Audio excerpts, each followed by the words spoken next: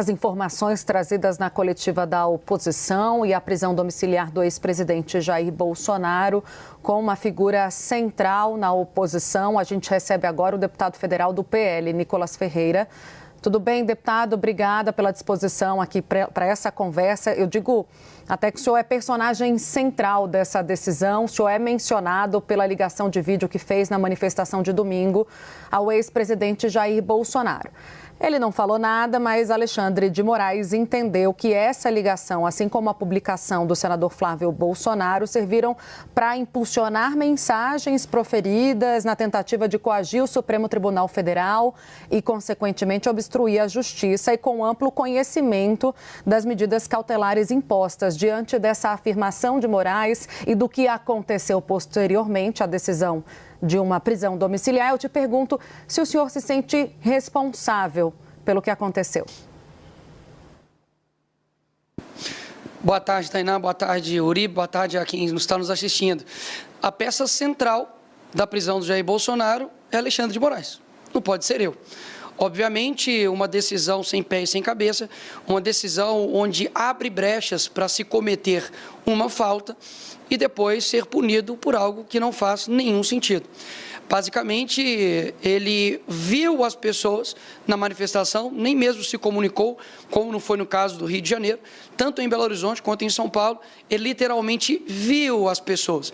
Então, essa citação aí, acredito que Alexandre de Moraes coloque o meu nome para poder dar relevância em uma decisão irrelevante que ele deu. Ou seja, a peça central, de fato, disso tudo é Alexandre de Moraes. E é interessante como as coisas mudam de foco, né? No mesmo dia que se deu aí grande repercussão a respeito da vaza-toga, de mensagens que foram vazadas pelo ex-assessor de ministro Alexandre de Moraes. Ou seja, uma baita de uma coincidência. Então, não, jamais seria responsável por uma pessoa ser presa por não ter dito nada. E se estão confessando de que ele foi preso somente por poder olhar as pessoas na manifestação, meus parabéns, vocês estão confessando que nós já não estamos em uma democracia. Apesar do senhor apontar que Alexandre de Moraes é o responsável, o senhor se arrepende de ter feito essa ligação para Jair Bolsonaro? Claro que não. Eu vou me arrepender de fazer algo correto, algo que não tem nenhum tipo de problema. E não tem essa de apesar, Uribe. Apesar da pessoa ter matado, você foi lá e, sei lá, passou perto dela. O foco, literalmente, é o primeiro. É quem, de fato, o colocou na prisão, que é o Alexandre de Moraes. A gente não vai discutir aqui a respeito das ilegalidades que ele cometeu, por exemplo, as imagens, as mensagens vazadas, onde mostra que ele, enfim, praticamente sua equipe mandava prender pessoas por postagens de 2018.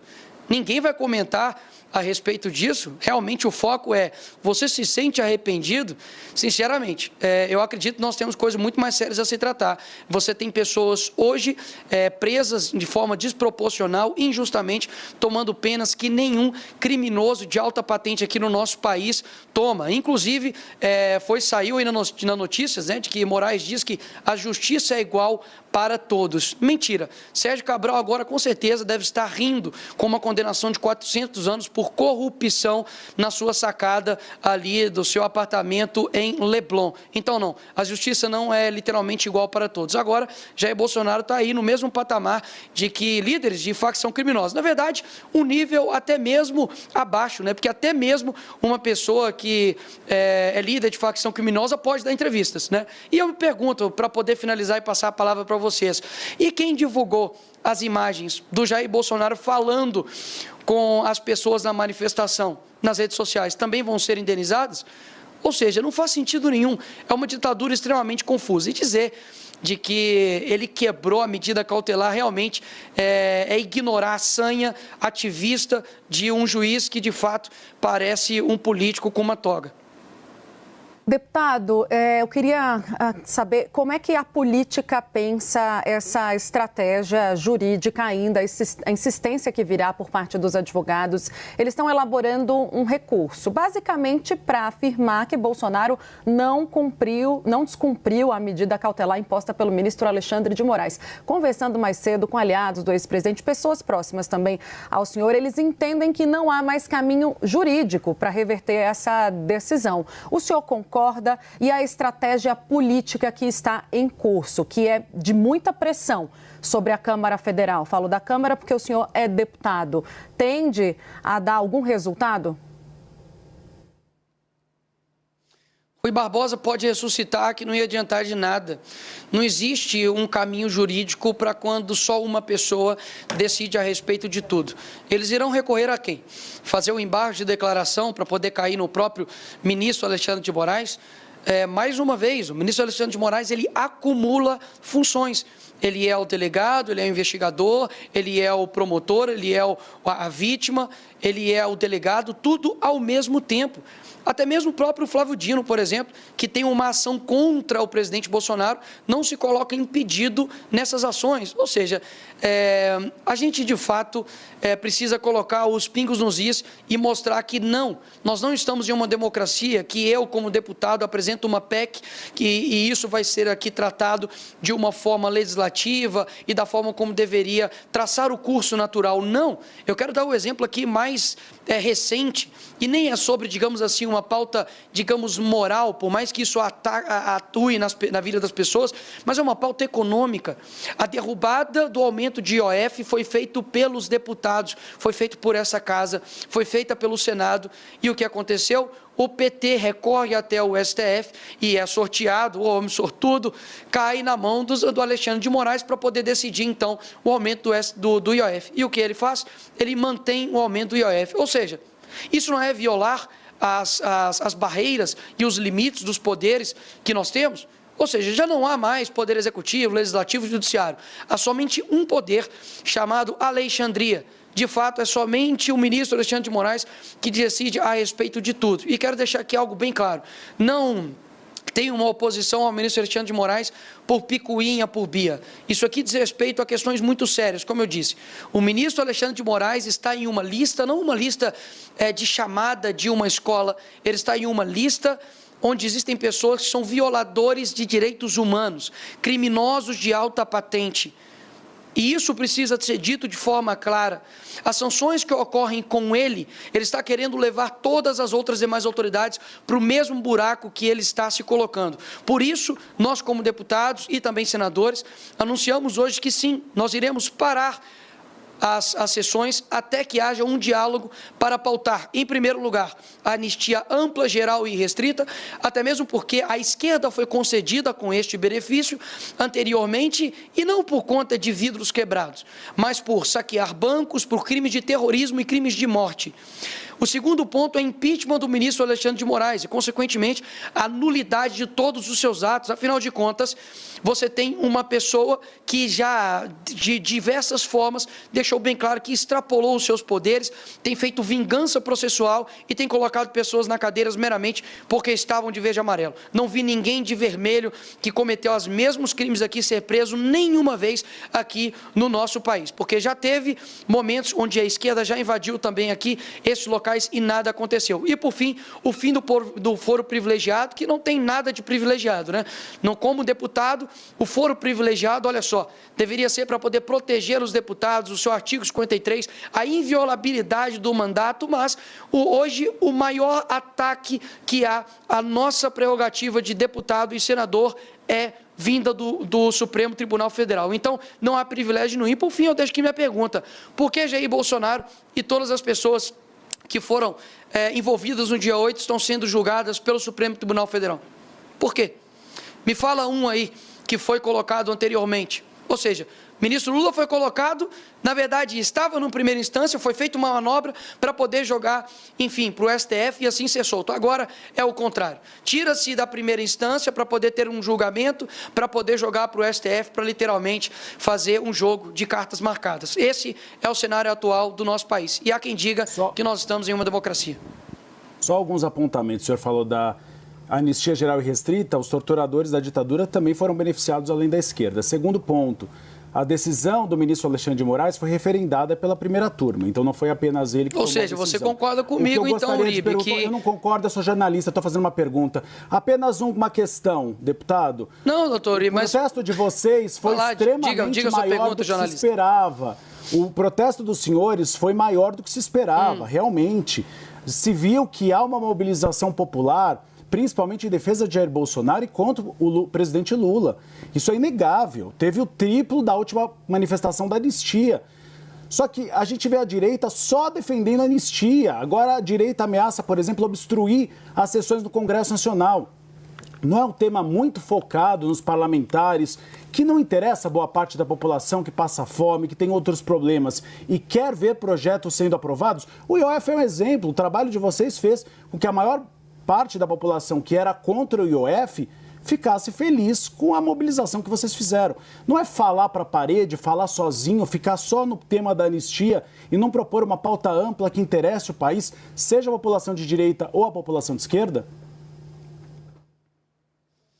Primeiro você diz que é jornalista e fala que não acha nada e faz uma pergunta sobre seus achismos. É estranho. Mas respondendo então sua pergunta, eu estou entrevistando. A grande questão, então deixa eu responder, com base na sua pergunta feita de achismos, né? O que eu estou querendo dizer, Uribe, é o seguinte: primeiro, a respeito sobre a anistia, é o que exatamente estou querendo dizer. Houve uma anistia ampla, geral e restrita, eu não disse somente para a esquerda, houve uma anistia ampla, geral e restrita, e é isso exatamente que eu estou pedindo para todos, e neste caso agora em específico, foi para as pessoas, obviamente, que cometeram aqui alguns crimes e delitos, mas não de proporção de 17 anos. Agora, quem não está preocupado com o foco dos grandes problemas reais do país é o ministro Alexandre de Moraes. Porque, no fim das contas, nós estamos fazendo um trabalho aqui, tentando fazer um trabalho para olhar para as causas profundas do nosso país, como, por exemplo, saneamento básico, onde tem 100 milhões de pessoas que não têm água potável e nem saneamento básico no nosso país. A gente tem que tratar sobre o problema de segurança aqui no nosso país. Nós temos que tratar a respeito de problemas sobre educação no nosso país. Agora, quem está no Poder Executivo? Quem que está no Poder Judiciário somente gastando o seu tempo em perseguir opositores? Qual é a medida que o nosso Judiciário tem tomado contra o crime organizado? Qual que é a medida que o nosso Judiciário tem tomado contra tudo aquilo que você me perguntou e está dizendo sobre as causas profundas do nosso país? Agora, o que exatamente nós estamos querendo dizer é isso.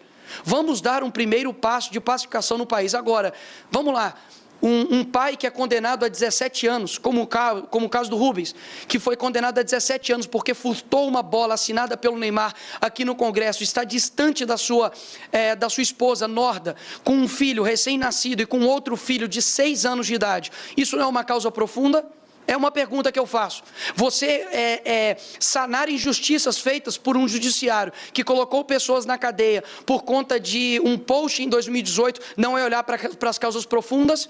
A grande questão é que o brasileiro olha para todas essas questões genéricas e se apega a isso. Agora, as causas que realmente impactam o coração das pessoas, que é injustiça, que é de fato lutar pela verdade aqui nesse país, isso é deixado de lado. É o filho do outro, né? É o tio do outro, é a sobrinha do outro, é a avó do outro, né? Porque, afinal de contas, uma pessoa de 71 anos foi colocada novamente na cadeia, retirada da prisão domiciliar, porque cometeu o grande crime da quebra de cautelar de ir para a fisioterapia. Isso é o ministro Alexandre de Moraes está fazendo. Então, assim, vamos parar de olhar. O foco está aqui em nós, o foco não está no ministro Alexandre de Moraes. Quem está sendo sancionado por uma lei que só está criminosa? Não sou eu. Nem é nenhum dos deputados aqui. Querem ajudar a pacificar o país? Comecem a dando o exemplo, começando pelo ministro Alexandre de Moraes. Deputada, a gente precisa gerar um pouco a nossa entrevista. A gente tem a Clarice Oliveira, nossa analista em São Paulo, para fazer a próxima pergunta. Boa tarde, deputado. Obrigada pela entrevista aqui ao Bastidores CNN. Eu gostaria da sua opinião a respeito das tarifas impostas ao Brasil pelo governo dos Estados Unidos. A gente tem ouvido com muita frequência no campo governista o argumento de que o bolsonarismo, os apoiadores do ex-presidente Jair Bolsonaro em geral, mas especificamente Eduardo Bolsonaro, que está lá em solo americano, estariam ali incentivando, de certa forma, o governo americano a impor essas taxas ao governo brasileiro, aos produtores brasileiros, aos empresários brasileiros, num movimento aí que acaba sendo prejudicial para tantos setores que vão ser impactados. Então, gostaria da sua avaliação sobre a decisão do governo de Donald Trump e o papel do bolsonarismo diante das negociações aí a respeito dessas tarifas. A posição da esquerda é sempre de colocar a culpa no outro, né? A culpa nunca é deles. Ano que vem vai se fazer 18 anos no poder, no executivo, mas a culpa de tudo, obviamente, se volta para a mesma pessoa, o Bolsonaro. E agora, na figura de Eduardo Bolsonaro. Vamos lá. A influência que o Eduardo Bolsonaro está fazendo no governo americano é um ataque à soberania? Tá. Então, quer dizer, então, de que quando o Lula manda um avião até o Peru para poder resgatar a ex-primeira-dama condenada por corrupção, é ataque à soberania? Quando o Lula interfere numa decisão sobre a Cristina Kirchner de corrupção, isso também é ataque à soberania? Quando, em 2016, foram até os tribunais penais internacionais para poder retirar ali o impeachment da Dilma, também é ataque à soberania? Quando a deputada Gleisi Hoffmann foi até a TV Al Jazeera do mundo árabe para poder falar, para poder soltar o Lula, também era um ataque à soberania. Então, o que eles estão dizendo é que todos eles, então, são criminosos? Eu acredito que não. Por quê? Porque é uma indignação completamente seletiva. O Eduardo Bolsonaro, ele não está lá manipulando a cabeça do governo americano. Ele, como até mesmo cidadão americano, ele pode apresentar as denúncias que todo mundo está vendo. Fique em paz, o mundo inteiro está vendo, e eu acho que o governo americano tem celular, ele tem acesso, né, à mídia, ele não precisa aí literalmente de nenhum tipo de manipulação para poder tomar suas decisões. E um ponto aqui importante é que a carta do Trump foi muito certeira. No primeiro parágrafo, ele fala como está sendo tratado Jair Bolsonaro, que está sendo uma caça às bruxas. No segundo parágrafo, ele fala a respeito das eleições livres e da falta de liberdade de expressão que está sendo guiada pelo Supremo Tribunal Federal. Ou seja, o nosso presidente, que agora está no poder, basta, de fato, ele atentar para o que foi colocado na carta pelo Trump, não por mim, não pelo Bolsonaro, não escrita pelo Eduardo Bolsonaro, mas pelo Trump, para poder tomar as decisões corretas. Agora, não vai ser com provocações do Lula aos Estados Unidos, ou falta de diálogo, falta de diplomacia, dizendo, por exemplo, antes das eleições, que o Trump era um nazista de moeda trocada, que nós vamos resolver este problema. Então, mais uma vez, a população está vendo que agora, literalmente, Jair Bolsonaro está preso dentro de casa, Eduardo Bolsonaro está em outro país, e a culpa é deles agora? Assim, é uma falta realmente de capacidade de assumir tanto as suas ações quanto as suas omissões. Quer resolver o problema? Faça as duas coisas aqui no Brasil. Trate Jair Bolsonaro da maneira como deveria tratar, tendo eleições limpas e sem querer ganhar no tapetão, e também, obviamente, parando com essa sana persecutória através do ministro Alexandre de Moraes contra toda a direita. Deputado, a gente tem visto que essa pressão sobre o Congresso Nacional não funcionou no início da legislatura, foi feito um movimento semelhante, depois os dois presidentes abriram para um diálogo. O fato é que essas propostas que vocês citaram hoje como principais, sem falar do pacote antissupremo, mas para a Câmara é anistia, para o Senado é o impeachment do ministro Alexandre de Moraes, não andaram, não avançaram, e quando a gente fala com a cúpula dos dois lados ali, há uma chance zero de que essas propostas, nessas condições, no calor das emoções, vão ganhar tração nas duas casas. Por que optar, portanto, por essa estratégia de pressão? Hoje o vice-presidente, que é o Altineu Cortes, deu uma guinada no discurso, disse que quando assumir a presidência novamente, na ausência do presidente Hugo Mota, vai colocar para pautar o projeto da anistia, coisa que ele havia rejeitado meses atrás. O que fez o PL mudar de postura nesse sentido, né, a cúpula do PL, e agora investir em mais pressão sobre os presidentes da casa, sendo que esse tipo de movimento não surtiu efeito antes? Eu falo por mim, não falo por todo o PL, eu nunca parei a minha pressão daquilo que pode ser feito, e tenho dito desde o começo desse ano, tanto fora Lula quanto fora Moraes, lutado pela anistia, desde inclusive a CPMI do dia 8 e anterior a ela, visitando os presos do dia 8. Então isso é uma pauta que ultrapassa questões partidárias. Agora, o que eu tenho visto é que nós temos que fazer todas as cartas que estão ao nosso alcance porque daqui a pouco vão dizer que nós não dialogamos, não tentamos articular, e nos é exigido isso, né? Então nós estamos fazendo isso, já conversamos, já dialogamos, já tivemos CPMI, já tentamos de todas as formas. Então a temperatura precisa aumentar para que atinja os efeitos. E eu discordo de que não tem dado certo. Somente essa semana, por exemplo, o senador Carlos Viana, de Minas Gerais, assumiu publicamente estar a favor do impeachment do ministro Alexandre de Moraes, caso isso seja pautado no Senado.